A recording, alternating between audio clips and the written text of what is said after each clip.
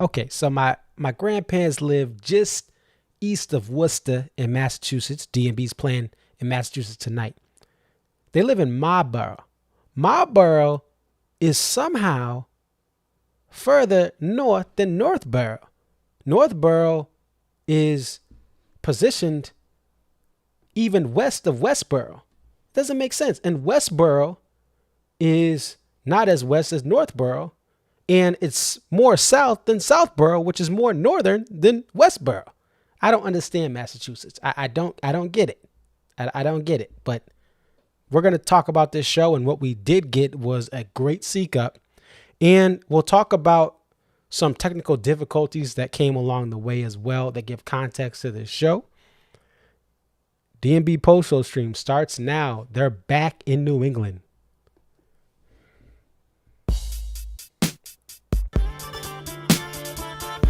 It's your boy Concert Viz 34 back at home. What up? What up? It's your boy Concert Viz 34. Yep, so your boy Concert Viz 34 coming to you here. What up? What up? It's your boy Concert Viz 34. Thank you.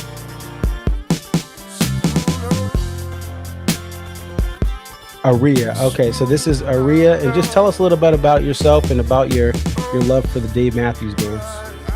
I've been a fan of the band since April 28, 1998, and if you recognize the date, that's when Before These Crowded Streets was released.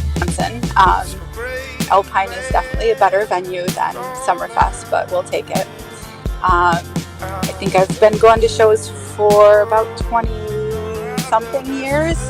I always tell people, like, compare DMB to now to when I first started. And I got started, in my opinion, I feel like I got started late. Like, I was at the very end of the band's prime.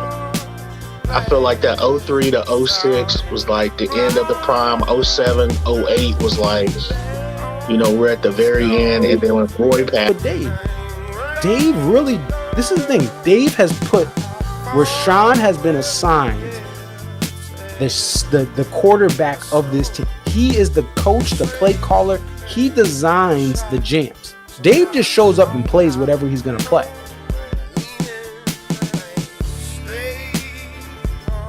Boston, what up? Western Massachusetts, what up? Cape Cod, what up? Shout out Lowell. Shout out Chelmsford.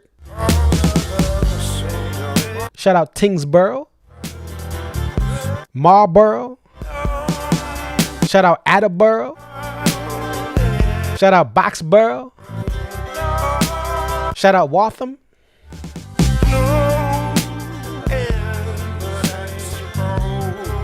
Springfield, Mass, what up? Agawam, what up?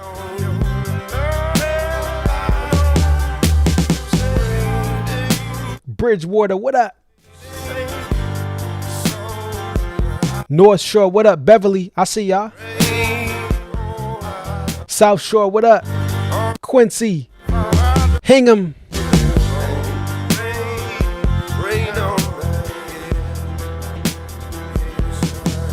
Barnstable. Shout out to y'all on the Cape.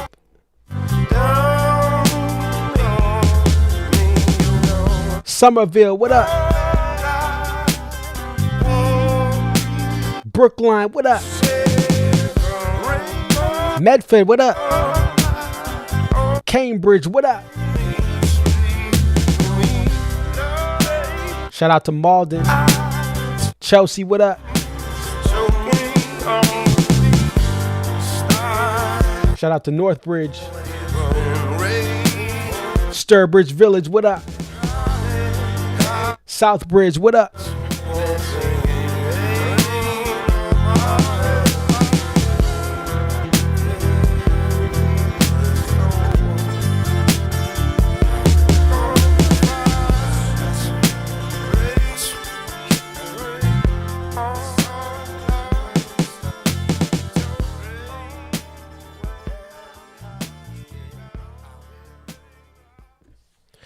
What up? What up? It's your boy ConserViz34. Thank you for joining the DMB post show stream. Unlike most Mansfield shows dating back to night 2 2013, I'm home. I'm not there tonight. Had to make some adjustments for some family events and celebrations, and I'm home. But we have some messages from people who were there. We'll have someone live on Jay in just a second.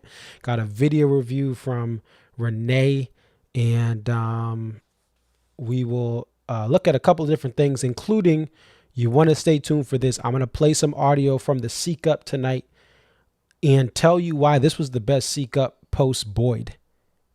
This was the best Seek Up post Boyd that I saw as far as how they executed the intro of this song. So stay tuned for that. The one thing that you need to understand to the context of this show doesn't explain the set list per se, whether you liked it, didn't like it, loved it, or hated it. But there were a lot of audio issues, and we'll talk to Jay about what he observed from the crowd. But I did get confirmation as well that band members had challenges, not just Dave, but other band members had challenges on stage as far as the sound they were getting from their IEMs. This happens when you have a tour that's going to different venues. This happens when you have a day in Massachusetts that is a lot warmer and more humid than most days. We get a lot more of these in New England now. The last 20 years, I've seen the humidity I felt when I visit my friends down in Maryland, my family down in Maryland and Georgia. Some of that humidity is coming up here, and sometimes the weather conditions, the heat, it can't impact it. And then other reasons are just logistical reasons. There's things that just don't work a certain night. But the most important thing we want to start off with is the band themselves had issues hearing each other, hearing themselves. The most apparent ones, if you were in the crowd, were likely from Dave, but it went beyond Dave. And I was able to get confirmation on that in between the show ending and being on the air now. And I appreciate those who are able to relay those details to me. But that's a big factor, but nonetheless, we'll look at some of the highlights in a bit. The other thing you need to know about Mansfield, if you are looking at this set and you're like, oh, this other show was better, or, ooh, this set wasn't good to my liking. This part of Massachusetts, there were a lot of Dave Matthews Band fans in the mid 90s and in the late 90s that saw this band a lot. Then at the turn of the century, they started having children. They started having other responsibilities. They started having more responsibility at work. I'm talking our Gen Xers here. And so as a result, some of them started to slide away from seeing this band every year or seeing them 7, 8, 9, 10 times in a year in somewhere in the mid to late 2000s. And so when you're looking at what gets a Mansfield crowd loud in this post-Roy era, and especially really in the last 10 years, I'll say, let's just look at 2016 to 2026.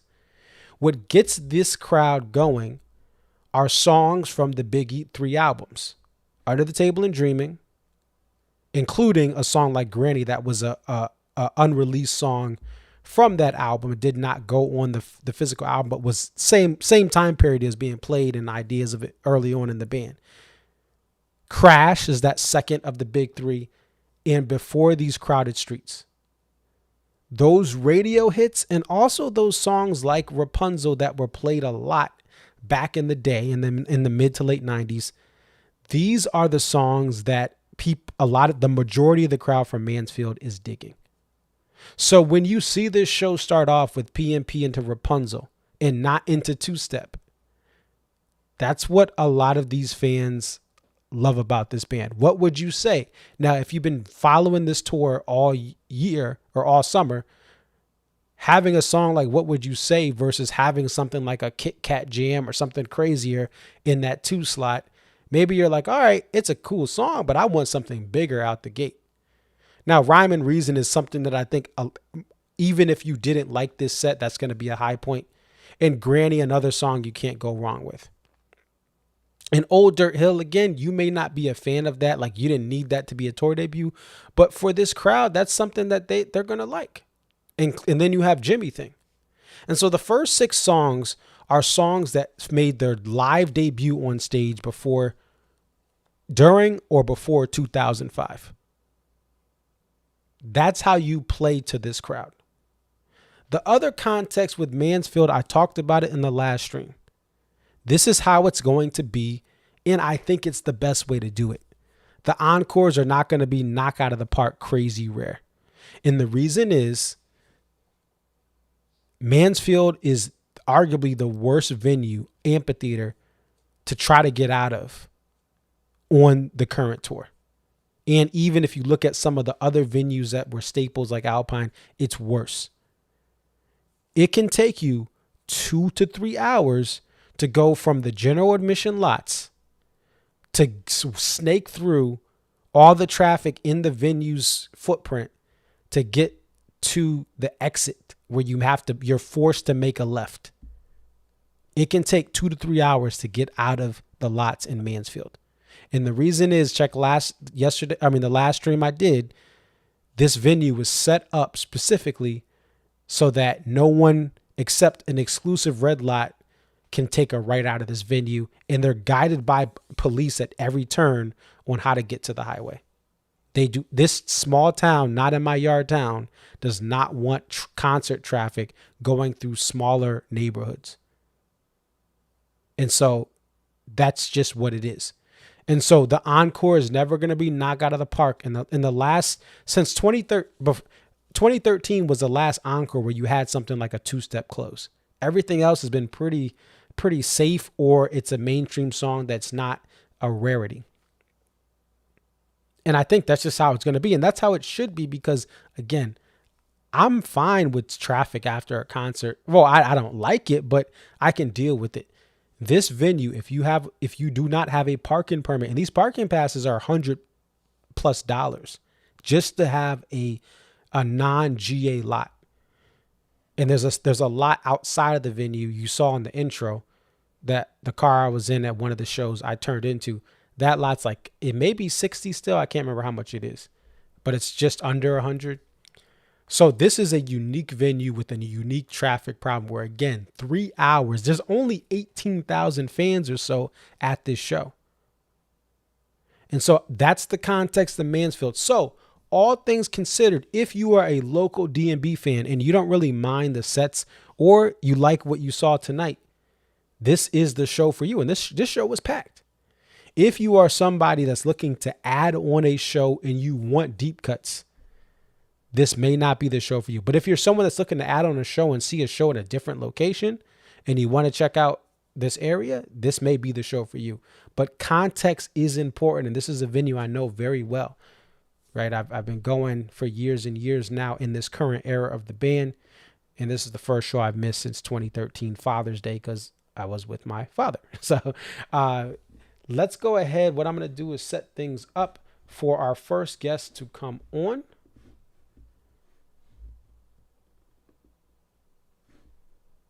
All right. So what we're going to do is we are going to bring on a local Massachusetts native. Jay is going to come on the stream and talk about this show. How you doing, Jay? Hey, Marcus. Happy early Father's Day. Thank you. You as well. We got another week, right? we got to remind everyone to get us gifts.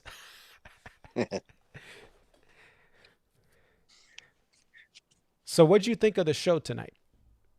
It was a great show. I mean, solid. Nothing that really surprised you, blew you out of the water. But I think one throwaway song in the 10 slot there, and then whatever you want about the encore. But it was a great show. Straightforward off the rip with PMP. Nothing crazy going right into Rapunzel. You knew it was going to be probably a straightforward show. First takeaway, it was. Everybody was in their seats. The lawn was full. I mean, everybody was going when the show started. And they were on their feet, singing and dancing straight through Granny. The first break, I think, for everybody was Old Dirt Hill. That's when a few people started to sit. The first wave of bathroom runs, but that first leg of that first chunk of the show was solid. It was great. Yeah, and looking at the stats.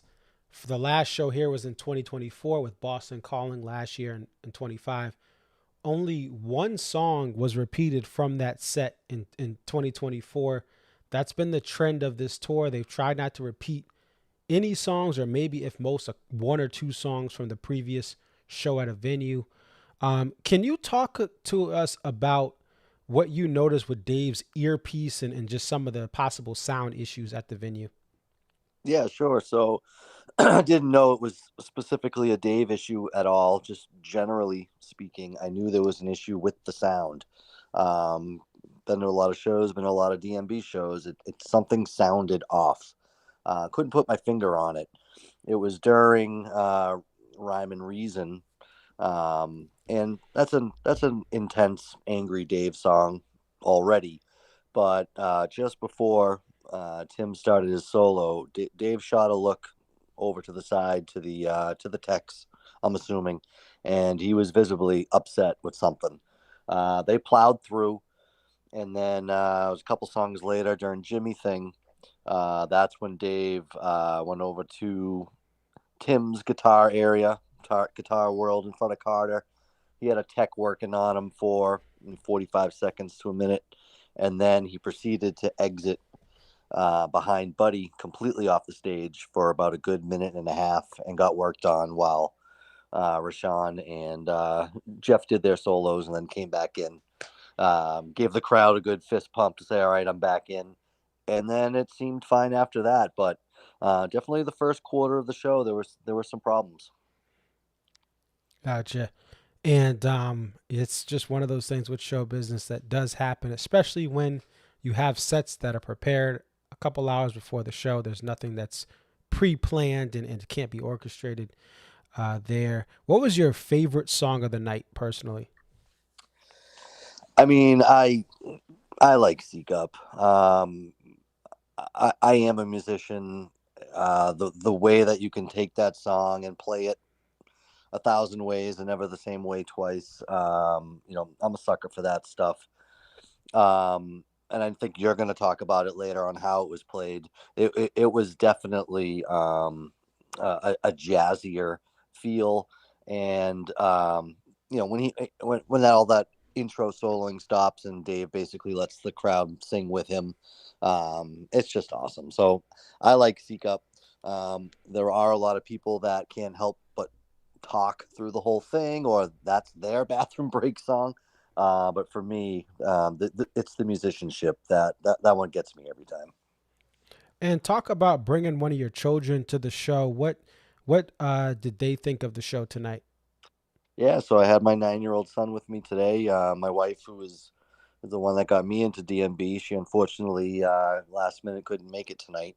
Couldn't find anyone to change their plans, so I said, "Hey, let's go, bud," and he loved it. I mean, I wish it was 25 degrees cooler for him. It was definitely challenging, and we had seats in the bowl, so that heat just sits there. It was hot, so took some walks out to the lawn, which actually, for purposes knowing I was going to talk to you, I thought it was actually helpful to see the perspective up there. I mean, couldn't find a place to sit. The grass was full.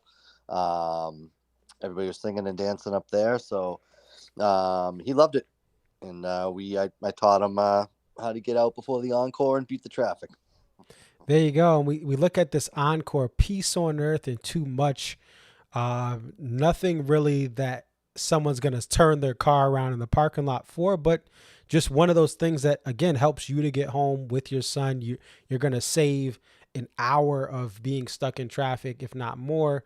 And so that's just one of those things here. What was the loudest crowd pop or crowd noise in reaction to a song tonight?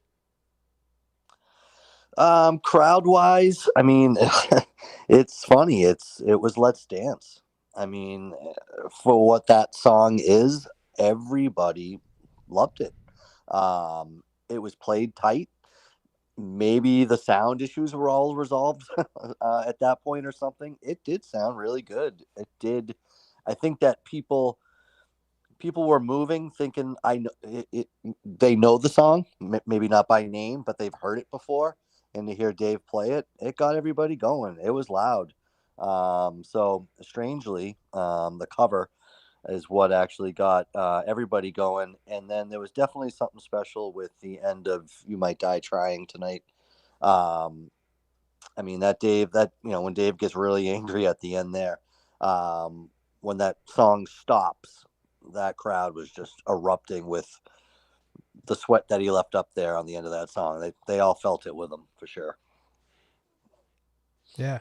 And did you get a chance to check out if like the poster had sold out, or if there was popularity with this poster tonight? I didn't check on the way out. I did see him. I did see them at the a couple of the spots when I was walking around with my son. I did grab my wife a shirt.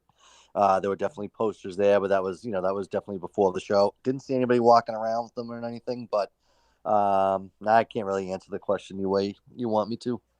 Okay, and that's fine. And I know you got your kid with you, and so I guess we'll see online the chatter if people are looking for this poster or not. I'm sure we'll see what the demand was based on that. Or if you were at the show, in the comments, let me know. Did you buy the poster? Did you not buy the poster? Did you see leaving, if there were any left? This poster tonight. Just to get the artist details here. Let me just get this right. So the poster tonight was by Luke Droz, Drozd.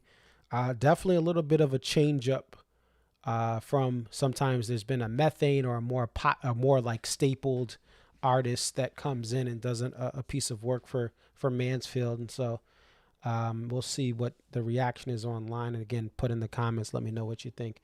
Any other final thoughts about this show, about this night, and about this tour? Yeah, I mean, there were definitely a couple of instances where, how many times have you heard Crush and you hear the ending of that Crush? But they jammed it out a little bit more tonight. The unfortunate part is Carter really couldn't get that ending to blow the top off with the double bass at the end there. They cut it short. But there was definitely some jamming that took place that I thought was exceptional for some songs that they seem to play. If you've gone to enough shows, you've seen it. They can still bring it. They can still change it. They can still add to things. And that's why we go and watch them every year. Absolutely. Well, hey, thank you for coming on, Jay, to the show. And maybe one day I'll see you out at one of these Mansfield shows. You have a good one. Yeah, we got our tickets for night one Guilford, and we're going to maybe parlay the second one. So if you're up that way, maybe we'll run into each other. Yes, I will. If you're watching this stream, do not go to Guilford. It's full. There's no more room. There's going to be bears there and ticks and Scary. West Nile virus from mosquitoes. Do not go to Guilford. All right. Take care, Jay. Have a good one. Thanks a lot. All right. Bye. All right. So we want to thank Jay for coming on, and let's go ahead. So we do have a video review from my friends in Connecticut. If you go down to Fairfield County, Connecticut, in the southern part of the state, you will find a lot of angry soccer moms and angry sports fathers, and they're rude and they're mean. But we have two amazing ladies from Connecticut that are the exact opposite of that we're going to have just a 1-minute video review from, and they did it from the lots right before they were leaving. And let me just get this set up. And appreciate the patience, guys. We'll get that, and then we'll go to our Seek Up listen through from this. And guys, please subscribe to SiriusXM Radio. Get the app on your phone. It does not matter if you have the car dial. It's 2026. The audio is actually better from the app. So go to SiriusXM.com. They're not paying me to say this. Okay, maybe one day they will. But this app is the best. You get out of your car. Oh, no, I have to go to the grocery store. You can put your headphones on. You go on demand. You go to the DMB Radio channel selector on your app, and you can have a vault of on-demand shows from the current summer or the current fall tour, depending on where you are, and you can play those back as well on demand instead of waiting for it on the radio. And, of course, there's great radio. There's been changes to the lineup of what they play each night tonight. They played that number 34 from 2005 in Mansfield. That's Bruce and Nolan really making sure that they're doing stuff specifically for Mansfield right before the show went on. That was a great call from them to play that number 34 from '05 in this same venue. And so you're getting a different level. If you haven't checked into Sirius XM Radio in a couple of years, or even a year, it has done a huge turnaround, a huge step forward, I would say, because there's been steps in process, and Ari did things to get things moving. Bruce and Nolan are now stepping in, the new program manager that took over for Ari, along with Bruce and Nolan. They're doing a great job. So shout out to them, because I think this channel is much better. Sunday mornings, you get some acoustic playlists pulling through. Dave and Tim, Dave solo. I love it. All right. So Lori and Renee, we're going to hear from them from the Red Lot. This was pre-recorded. They're listening live. Shout out to you guys. Hope you guys are having a safe travel back home, or if you're staying overnight in the Boston area, because they got a long way to drive if they're going down to Southern Connecticut. But let's listen to them. I'll shut up. Let's listen to what they had to say here. Hey, Marcus. Hi, hello Marcus. From the parking lot, the Red Lot at Mansfield. Okay, so tonight's show, so I'm calling it a throwback show because it was a lot of older songs. A lot of people were very happy about that. You know how Mansfield is. I feel like we get a lot of folks who don't go to shows all the time. So that's what I thought. Right. Yeah, Lori? I thought it was awesome. The energy was great. You know, it's kind of like high energy, then a little bit of like down, lower energy songs. Dave seemed to have some technical difficulties with his in-ears at one point, and then something with his guitar that he didn't want to take the new one. But overall, the show was fantastic. Yeah, we had a really good time. It's hot.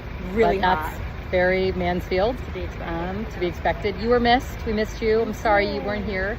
But anyway, hope the graduation was awesome. We love you. And Maybe hopefully... we'll see you in Stack or Hartford. Yeah, Hartford. Definitely Hartford. Yeah. And hopefully Stack. All right, my friends. See ya. Bye. Peace out. Bye. Hey, Marcus. Hi, Marcus. All right, so that was Renee and Lori. Again, they're great people I've gotten to know over my time of seeing DMB. And they gave us definitely that old school, a lot of stuff before 2005 or earlier. Average song debut for tonight, March 3rd, 2002. So that looks at the average of each song on the set list when they was first played live, because sometimes these songs debut before they're released. So sometimes they're not played until a couple months after an album comes out. No busted stuff tonight. And so again, last time they came to Mansfield, they played a fish tender. So they cycled out some stuff, cycled in some stuff. Big Whiskey, again, this is a plus. Only one Big Whiskey song tonight. Again, most of the last couple of shows, you've had one or less Big Whiskey song. I think that is great. You extend the catalog. You have a lot of material, and that's the thing. I think the biggest shocker also, let me just look at some notes. Greg out there from Groton, Connecticut, or lives out there in Groton, Connecticut. He said it was a decent show.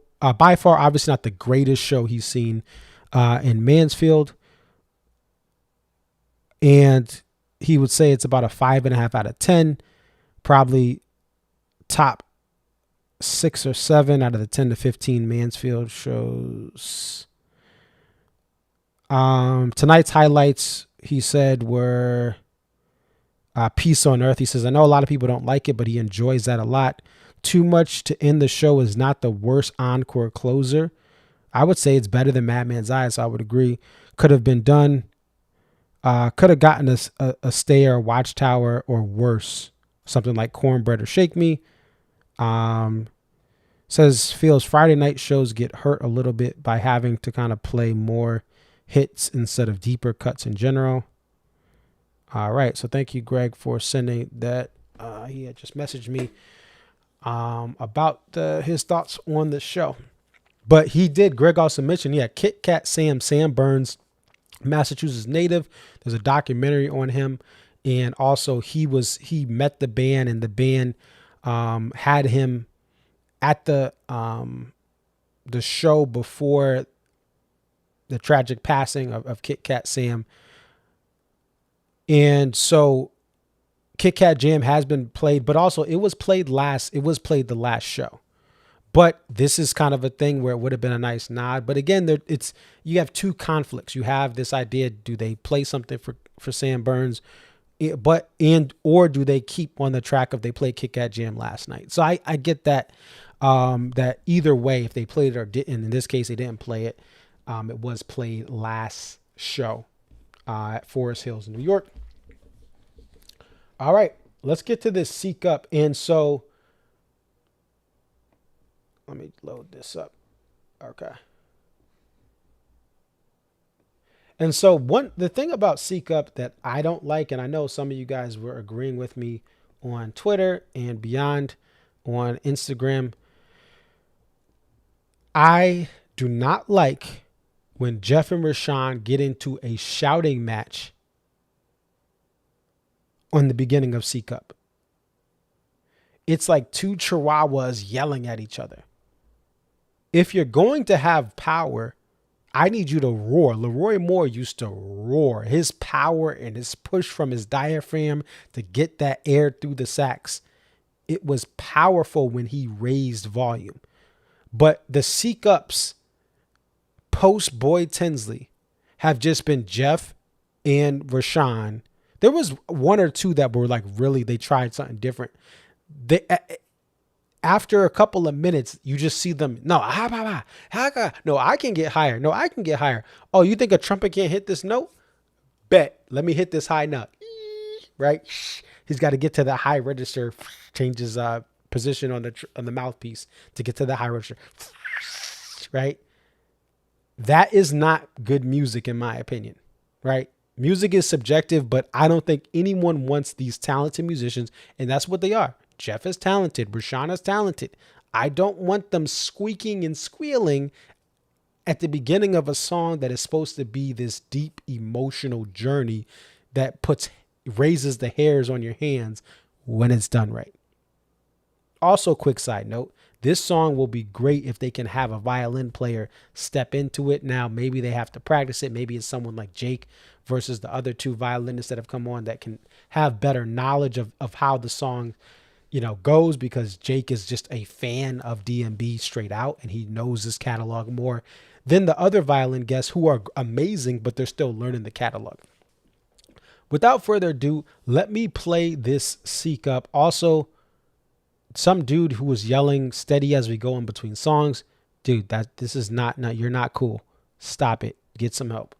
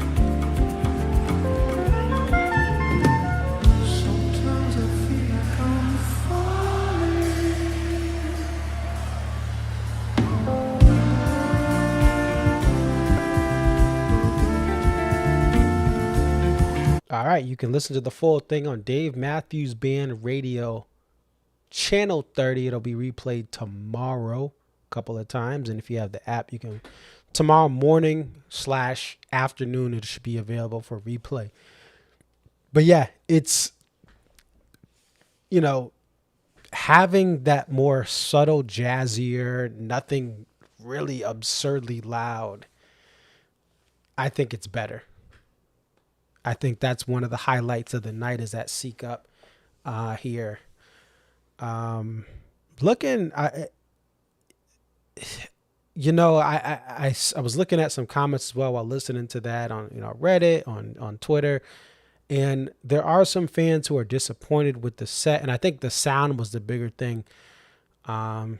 This is not like, obviously, is this the best set of the tour? Like, I don't think so, but with all the audio issues, they powered through and got the show done. Some people were disappointed in the crowd, and again, I think this is so important. I understand some fans, you may only be able to go to this show. Your schedule, the cost, the location, you live somewhere in New England, this is the only show you can make. Right? But if you have flexibility to go to different shows,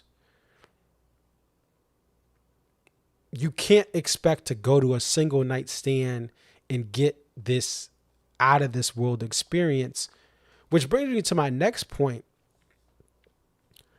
I think as the band continues to get older and older, and as they continue to grow in this current cohort of what we call Dave Matthews Band, including the guest violinists that are appearing more often, right?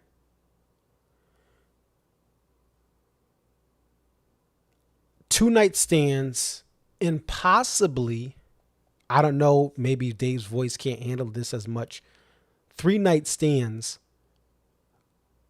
being more frequent like Fish does is going to be a great move. Yes, some of the band members take private jets to shows.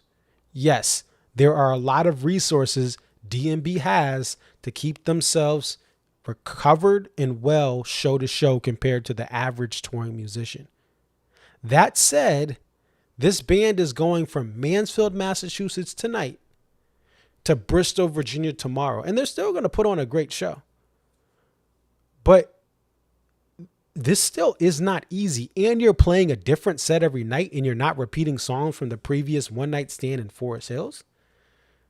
So I say all that to say, when the band is able to settle into a West Palm Beach, right? They know they're going to be here for 3 days or 2 days or whatever the schedule allows. The crew can make adjustments. If night one has some things that aren't really off hitting right, well, night two, they can make adjustments, right? In a lot of these venues they do 2-night stands at, there's a lot of familiarity with the local staff and crew, and sometimes the different challenges that come. And so I really believe that 2-night stands are where it's at. Now, again, if and when this band goes to more 2-night stand type runs, it could put some fans out of access of a DMB show. And maybe they don't care. Right? Cliff Burton, you said it's not a shouting match. Yeah, that was my point, Cliff. This wasn't a shouting match on Seek Up. That's what made it great. Like, for the first time in the history of the post-Roy of DMB, there was not a shouting match between Jeff and Rashawn on Seek Up, and I think that's great. But I really think that a 2-night stand fits this band better than one-nighters, even with all the amenities. You can say, oh, they have this. The venue, the crew still has to drive the trucks. Tonight, they got to go from Mansfield to Bristol. Most tours, even at the amphitheater level, are not doing what DMB does. Mansfield, Massachusetts to Bristol. Now, some tours have a long haul like this, but a Friday, Saturday, Mansfield to Bristol? Like, obviously, Forest Hills is not that. You have a day off. right? You have a Thursday off and you can get everything up to Mansfield. But this band is doing everything possible to hit certain cities, and there's some halls here. Now, yeah, it's still about maybe 7 or 8 hours to Bristol overnight, but they still have to go, and they don't have a comfort. This is why a lot of bands do they go to Vegas and play a residency, because you know exactly there's less factors that you have to take out of it. So I think this band, what they're doing this year is fine. But if you're looking for some epic stuff, if you're looking for some things, it may not happen on certain nights the way you expect it to. But every show this tour has had a tour debut. This show only has one song that was repeated from the previous show at this venue in Mansfield. Other than that, which was funny the way it is, every other song was not played the last time at Mansfield. So if you're only going to Mansfield shows, you got a completely unique show except one song from last time. Yes, last show had a fish tender. That would have definitely, if they repeated fish tender, it would have really turned some heads again. But they're trying to give different markets a unique show or near unique show from the last time they saw them. And all this is not easy. So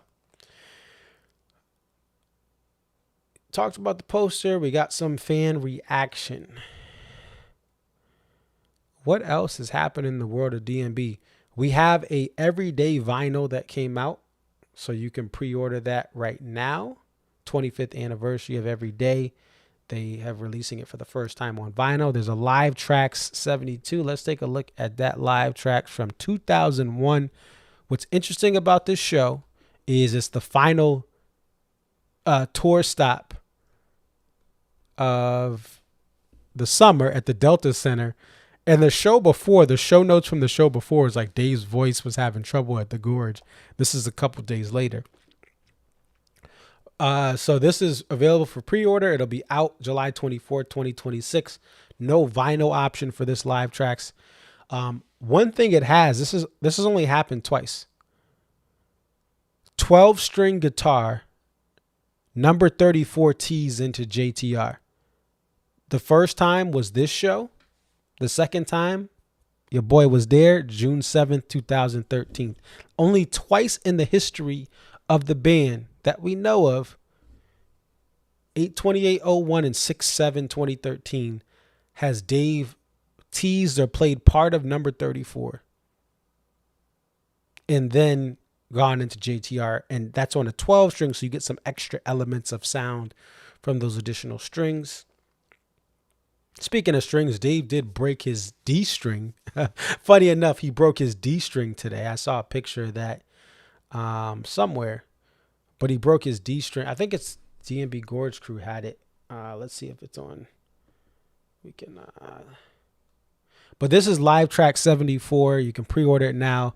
34 to JTR, Granny, Captain Partial. They were doing Captain Partials in 01, and then. It's just a little bit of it's just Dave by himself.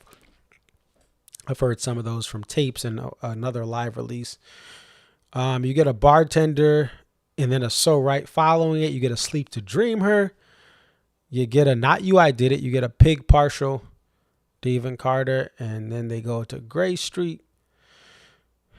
You get, the end of this show is, it is what it is. The encore, I don't know.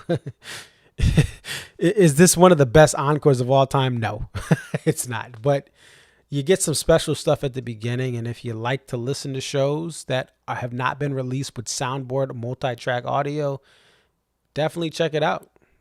Because you may get something in here that's a surprise. But let me try to see if I can find if DMB Gorge Crew had a video, I think on Instagram or Facebook. Let me see if they have it on here.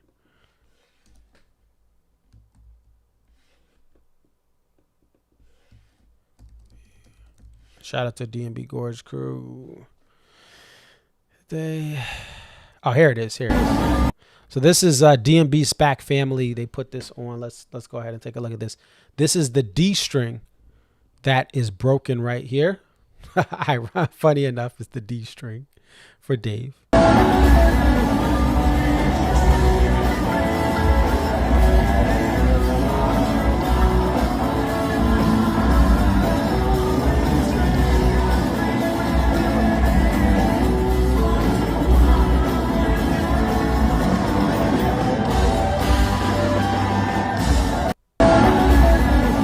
All right, there you go. That's courtesy of DMB SPAC Crew.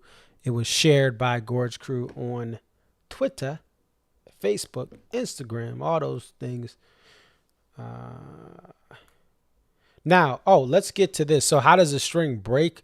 Dave likes his strings really tight. So let me, I have a guitar. I shouldn't take it out. It doesn't make sense. But you can set your guitar, like when you have guitar strings, they're set at a certain gauge, and you can have it feel tighter. And so you have to press down harder to make sure every note is played, or you can have it more of a lighter or looser. And Dave typically has his gauge is really tight.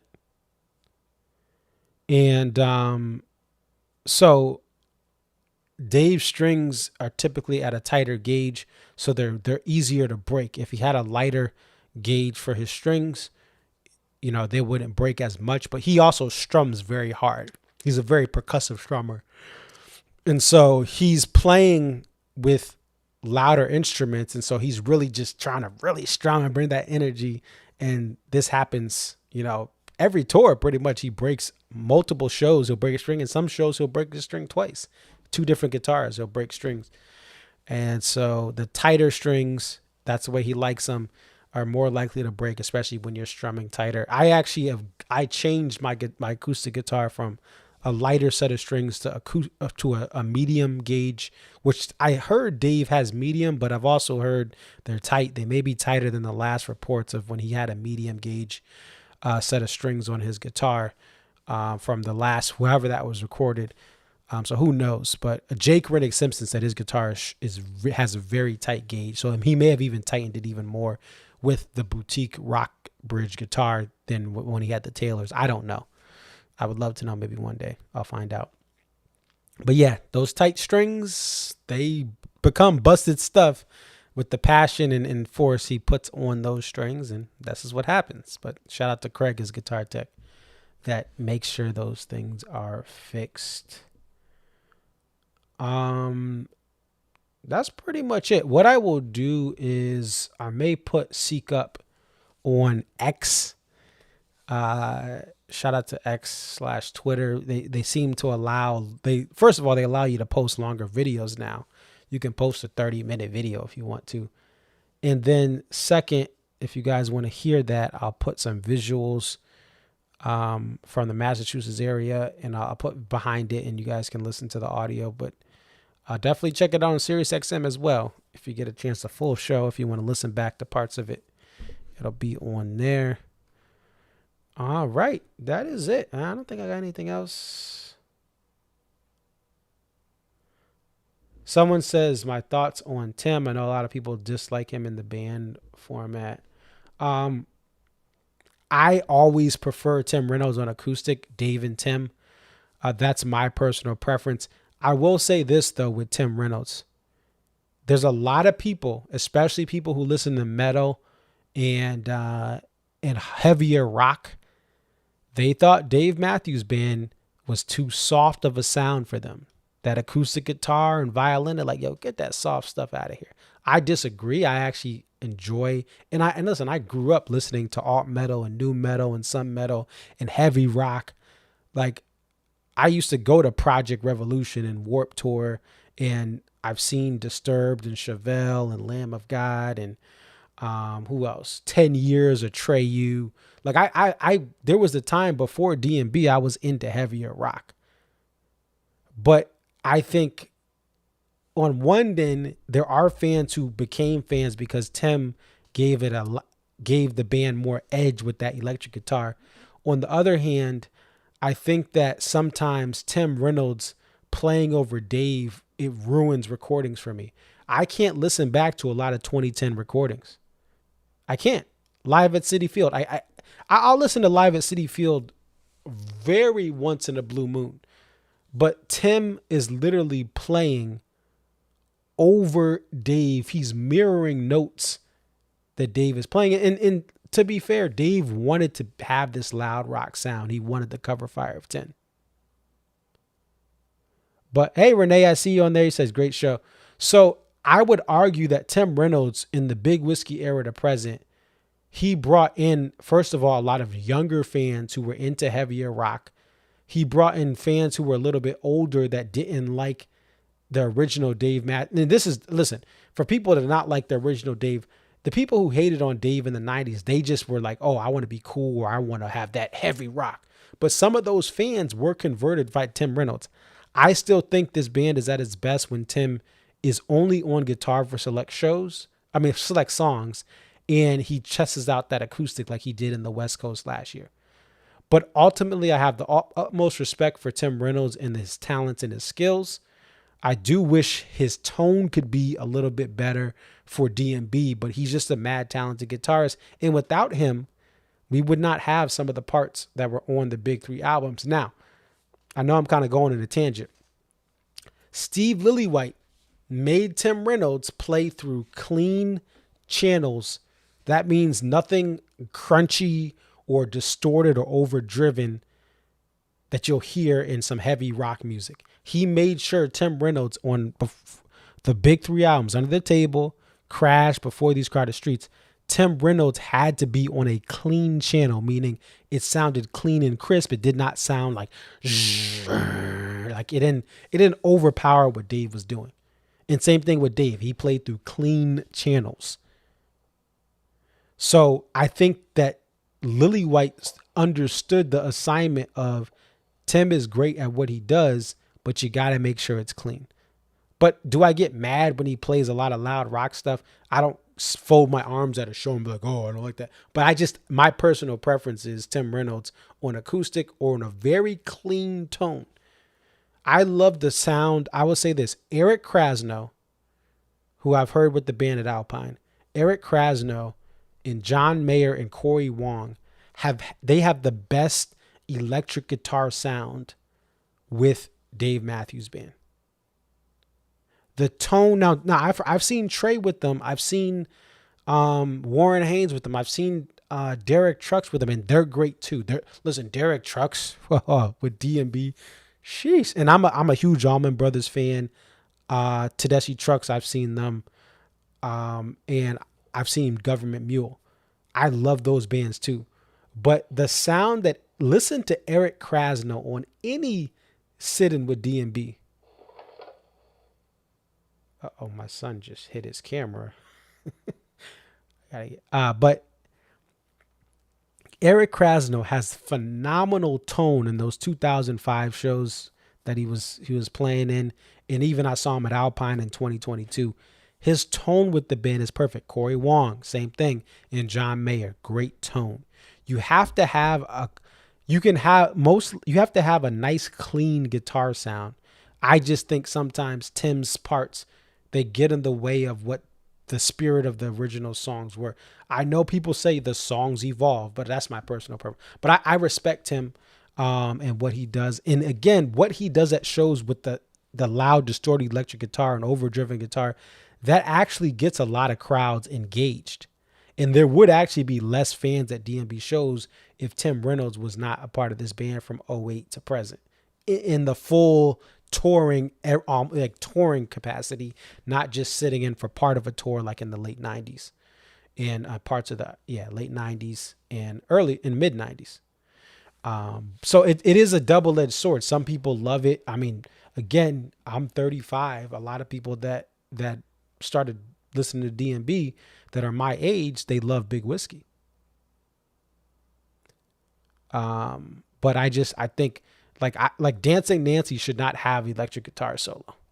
What do you do there? I have no idea. I don't know how you fix it without a violin. But Dancing Nancy, that electric guitar, I'm over it. So I have respect for Tim. I understand Dave wants him to have certain tones that he has in the full band capacity.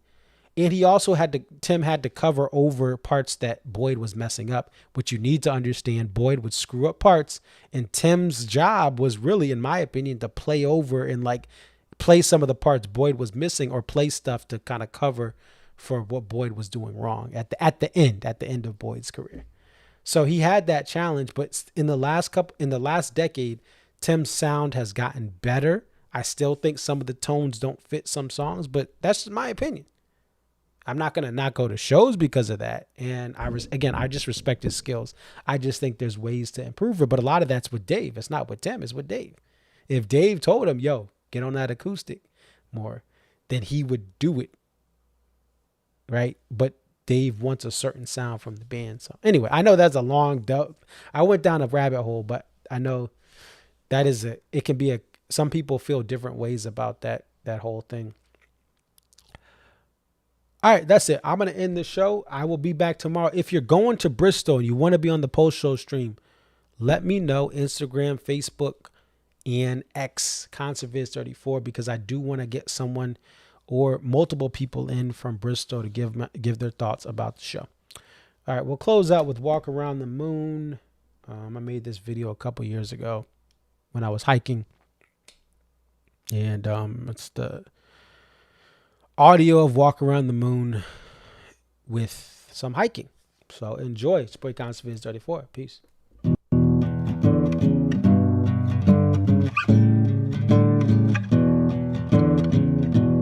I found a stranger walking in the woods.